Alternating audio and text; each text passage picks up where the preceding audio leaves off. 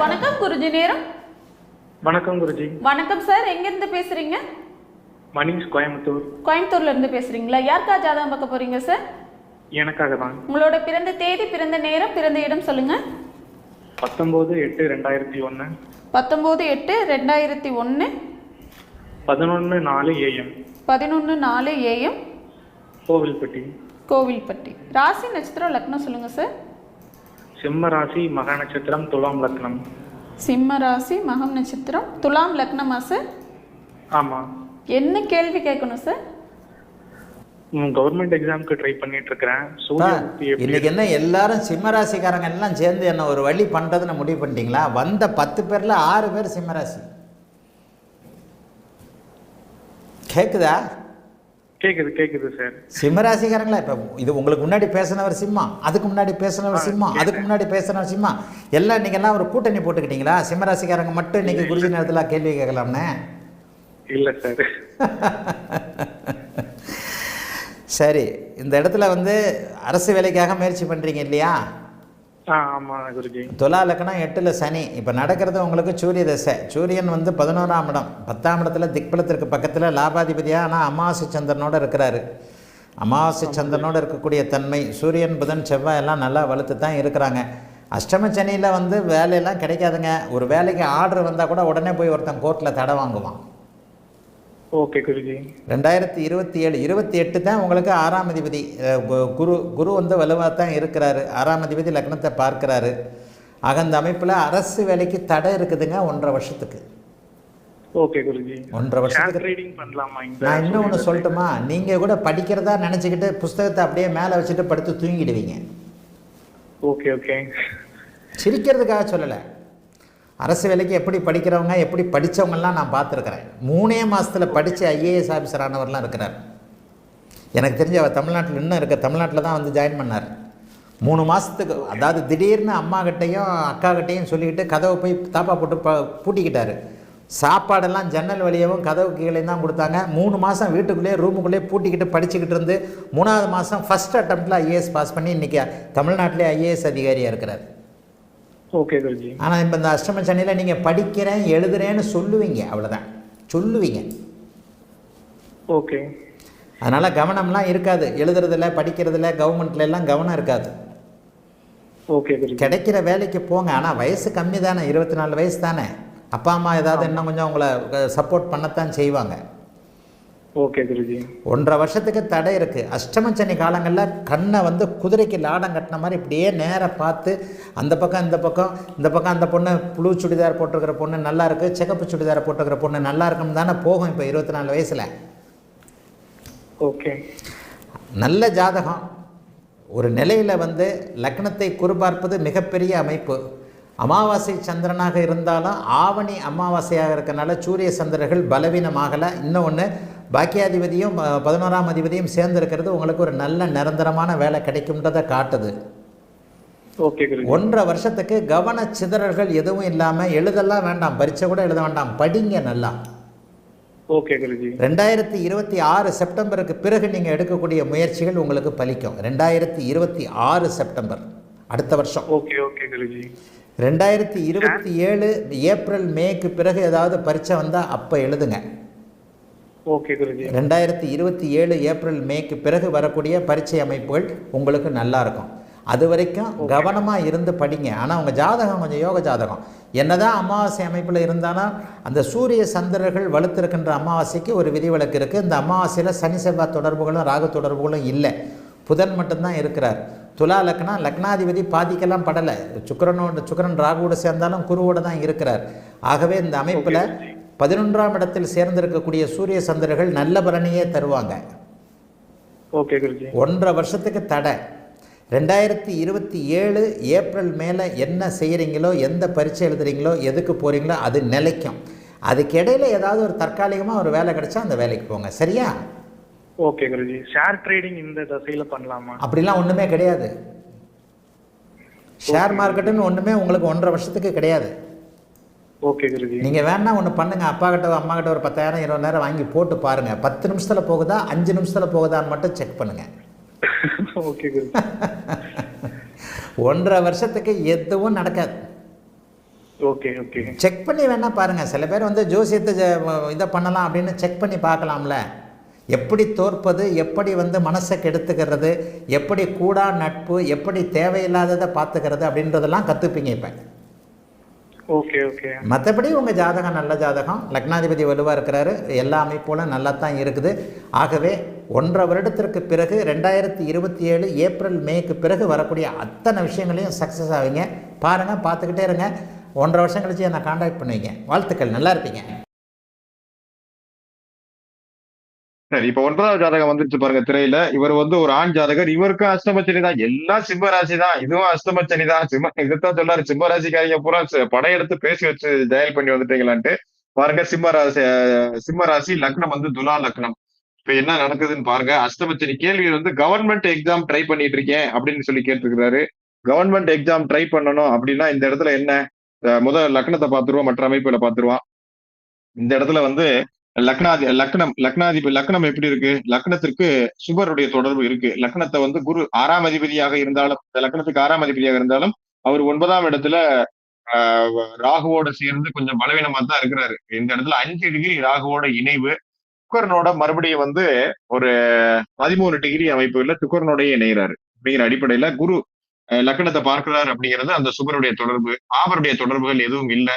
லக்னம் குருவின் பார்வையில் இருக்கிறது. லக்னாதிபதி லக்னத்திற்கு 9ஆம் இடத்துல இருக்கிறது ஒரு நல்ல யோகமான அமைப்பு. 9ஆம் இடத்துல சுப்பராகி உட்கார்ந்து இருக்கிறாரு. குருவோட 13 டிகிரி இணைவுல இருக்கிறாரு. ராகுவை விட்டு நல்ல வேலையாக தள்ளி இருக்கிறாரு அப்படிங்கிற அமைப்பு. அவர் ராகு வந்து சுக்கரனை பீடிக்கல அப்படிங்கிறது ஒரு நல்ல ஒரு யோகமான அமைப்பு. லக்னம் குருவின் பார்வையில் இருக்க லக்னாதிபதி ஓரளவு வலுத்தி இருக்கிறார் அப்படிங்கிறது ஒரு யோகமான அமைப்பு. இப்ப என்ன நடக்குது? இப்ப இவருக்கு கவர்மெண்ட் ஜாபை பத்தி கேட்கிறாரு. சூரியன் அவருடைய வீட்டுல ஆட்சியாக இருந்தாலும் அவர் அமாவாசை சந்திரனோட இருக்கிறார் அப்படிங்கிறது அந்த இடத்துல பலவீனமான அமைப்பு. இப்போ பெரிய அளவு சிம்மம் சுபத்துவம் அடையவில்லை. சிம்மாதிபதி கூடுதலாக இந்த இடத்துல பாபத்துவம் தான். இந்த இடத்துல அமாவாசை சந்திரனோட சேர்றதுன்னா சுபத்துவம்லாம் எடுக்க முடியாது. சூரியன் ஓரளவு ஆட்சியாக இருக்கிறார். ஆனா அந்த இடத்துல வந்து சுபத்துவத்தை அடையல அப்படிங்கிறத பாக்குறோம். ஒருவேளை அம்சத்திலயுமே சூரியனுக்கு வந்து செவ்வாயின் வீட்டுலதான் இருக்கிறார். அப்ப பெரிய அளவு சூரியனுக்கு சுபத்துவம் கிடைக்கல அப்படிங்கிற அமைப்புல இப்ப என்ன தசாபக்தி என்னன்னு பாத்திரணும். நடக்கிற தசை என்ன? சூரிய தசை நடக்குது 2026 வரைக்கும் சுக்கர தசை, லக்னாதிபதி தசை. இப்ப நடக்கிறது சூரிய தசை 2027 வரைக்குமே சுக்கர தசை நடக்குது. அடுத்த வருஷம் 7வது மாசம் வரைக்குமே சுக்கர தசை தான். அதுக்கடுத்து சூரிய தசை வருது. அதனாலதான் அவருக்கு எனக்கு சூரியன் ஆட்சியா இருக்கிறதுனால எனக்கு கவர்மெண்ட் வேலை கிடைக்குமா அப்படிங்கிற ஒரு அமைப்புல கேட்கிறாரு. ஆனா வந்து இப்ப நடக்கிறதே அஷ்டமச்சனி அப்படிங்கிற அமைப்புனால ஒரு 1.5 வருஷத்துக்கு பெரிய நல்ல பலன்களே இருக்காது. இந்த இடத்துல லக்ன சிம்ம ராசி ஆயிடுச்சு இல்லையா அப்படிங்கிற அமைப்புல கூடுதலாக அமாவாசை சந்திரனா இருக்கிறாரு. இவருக்கு எந்த சுபத்துவம்? இந்த மாதிரி அமைப்புகள்ல அஷ்டமச்சனி பெரிய கெடுதல்களை தரும். இதுல இந்த கோச்சார வேதை பொதுவா சொல்லுவார் குருஜி, கோச்சார வேதை இருக்கிறதுனால ஓரளவு பலன்கள் எல்லாம் கொஞ்சம் கட்டுக்குள்ள இருக்கும்னு. பட் இந்த மாதிரி அமாவாசை அமைப்புகள் இருக்கும்போது கண்டிப்பாக அவருக்கு எந்த சுபத்துவ அமைப்புகளுமே கிடையாது. போன ஜாதகத்திலேயாவது குரு பார்த்திருப்பாரு 6ஆம் இடத்துல இருந்து மேசத்துல இருந்து. இந்த இடத்துல குரு பார்வையுமே இல்லை அப்படிங்கிறது கடுமையான பலவீனமான அமைப்புகள் அப்படிங்கிறத காட்டுது. இப்ப சூரிய தசை இந்த இடத்துல 11ஆம் இடத்துல இருக்கிறார். அமாவாசை சந்திரனோட சேர்ந்திருக்கிறார். ரீதியாக 10, 11ஆம் அதிபதி 10ஆம் அதிபதி 11ஆம் இடத்துல இருக்கிறார் அப்படிங்கிற அமைப்பு வந்து 9, 10, 11ஆம் அதிபதிகளுடைய இணைவு.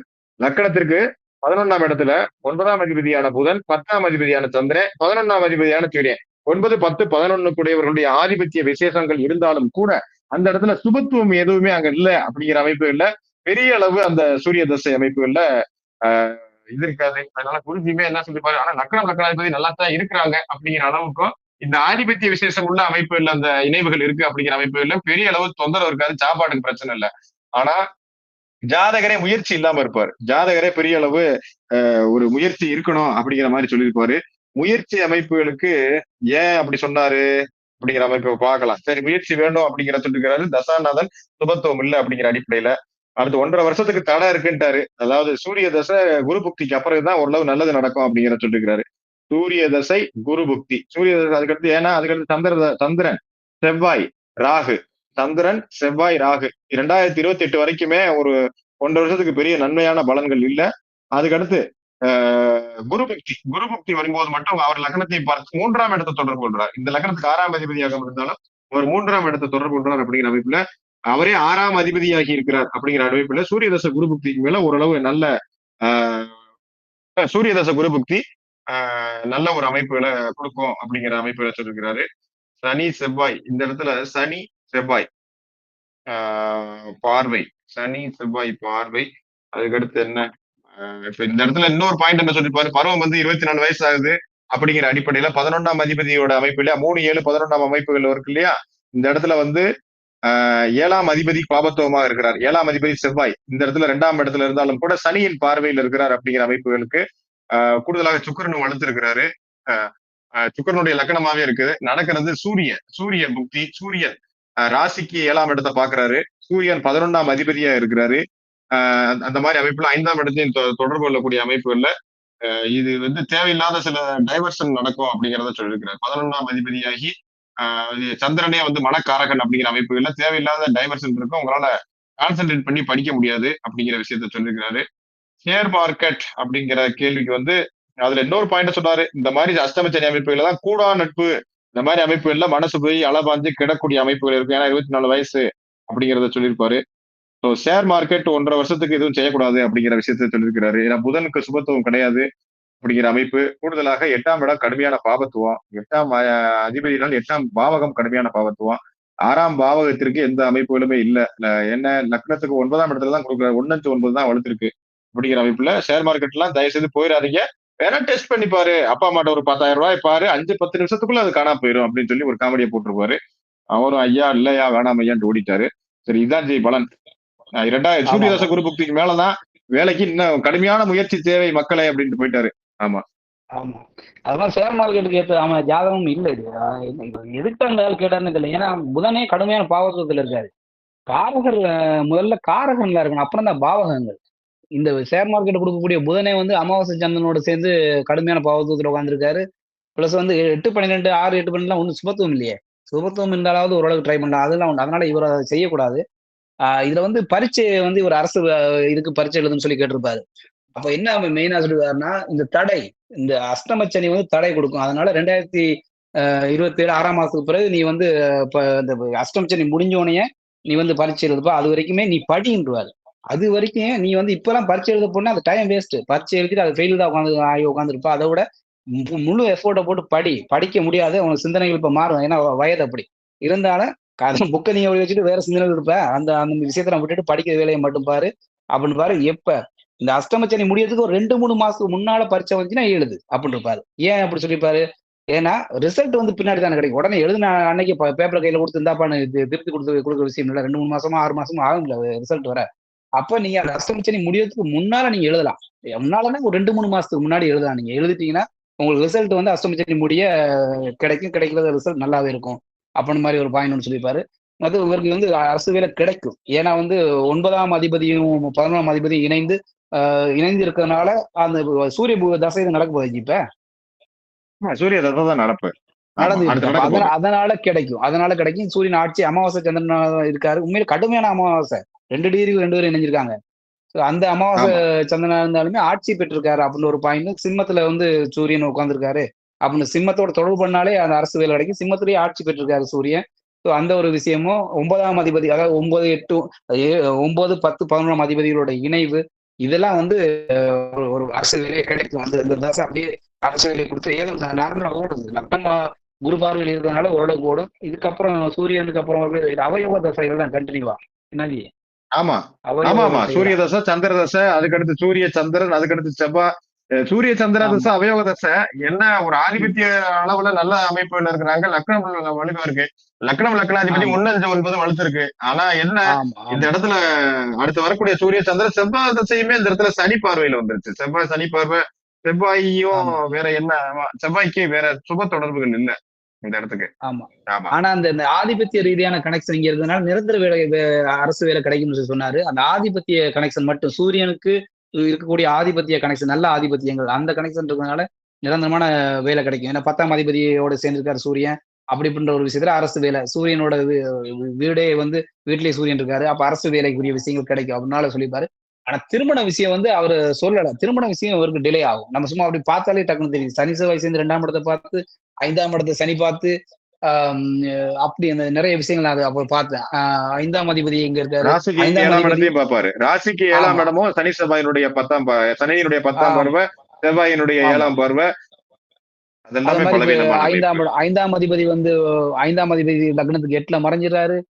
காரகர் வந்து ராகுவோட இணைஞ்சிருக்காரு. இது தேவையில்லாத எக்ஸ்ட்ரா பாயிண்ட். இருந்தாலும் அது டக்குன்னு சொல்லிடுவோம். இப்போ உங்களை பேச விட்டோம்னா நிறைய எழுத்து. அதனால இந்த மாதிரி பாயிண்ட் நாம இதுல பேசுறதுக்கு அளவு பண்றதுல தான். ஏன்னா டைம் இழுத்துட்டு போகுறதுக்காக வேற இல்லாட்டி விடிய கூட உட்காந்து பேசலாம். சரி, நாம டக்குன்னு ஷார்ட்டா சொல்லிடுவோம். இந்த அமைப்பு இருக்கு, இவருக்குமே திருமணம் ஒரு 30 வயதுக்கு ஆயிரும், மேலே 30 வயது ஆயிரும். ஸோ அதனால இவர் படிச்சுக்கிட்டு கவர்மெண்ட் வேலை போய் உட்காந்துக்காந்து அதுக்கப்புறம் தான் திருமணம் பண்ணுவார். அந்த அமைப்பு தான் இருக்கு. சுக்கிரன் கொஞ்சம் நல்லா இருக்கு. குருவின் இணைவுனால கொஞ்சம் தள்ளியே இருக்கார் ராகு விட்டு. ஆனா குரு அடி விட்டு போயிட்டாரு. அவ்வளவுதான் ஜி, அவ்வளவுதான் பாயிண்ட் எல்லாமே ஓகே, முடிஞ்சிச்சு. ஷேர் மார்க்கெட் இவர் செய்யக்கூடாதுன்னு சொல்லிட்டாரு. கண்டிப்பா அவ்வளவுதான். கண்டிப்பா. ம். வேற பாயிண்ட் யார் ஆட் பண்றீங்க? வேற பாயிண்ட் ஆட் பண்ணுங்க, இல்லைன்னா தம்ஸ் அப்பா போடுங்க, அடுத்த ஜாதகத்துக்கு போயிடலாம். நீங்க போடுறத வச்சுதான் அடுத்த அமைப்புல மகாதன யோகம் இருக்குங்களாங்கிறத நான் கேட்கிறேன் உங்களை.